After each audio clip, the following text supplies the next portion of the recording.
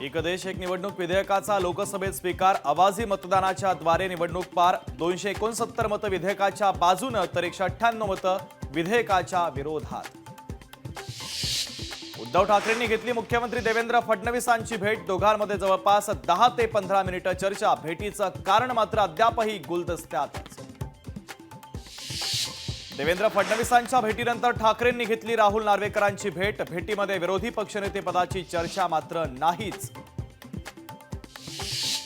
शिवसेना प्रतोदपदी मनीषा कायंदेंची निवड। कायंदे विधान परिषदेमध्ये शिवसेनेच्या प्रतोद। मंत्रिमंडळामध्ये फिरता चषक। मुख्यमंत्री आणि उपमुख्यमंत्री ही 2.5 वर्षांनी बदलणार का? 2.5 वर्षाच्या मंत्रिपदावरून उद्धव ठाकरेंचा खोचक सवाल।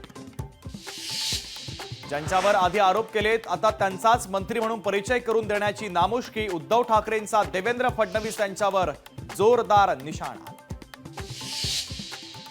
बीड आणि परभणीतील मुद्द्यावरून विधानसभेत खडाजंगी। विषय गंभीर असूनही उद्याच्या ऐवजी आजच चर्चा का नाही? नाना पटोलेंचा विधानसभा अध्यक्षांना सवाल। विरोधकांचा सभात्याग। सलग दुसऱ्या दिवशी अजित पवार सभागृहामध्ये अनुपस्थित। अजितदादा दिल्लीला गेल्याची लोकशाही मराठीला सूत्रांची माहिती। 25 जानेवारीपासून अंतरवाली सराटीमध्ये आमरण उपोषण। मनोज जरांगे पाटलांची पत्रकार परिषदेत घोषणा।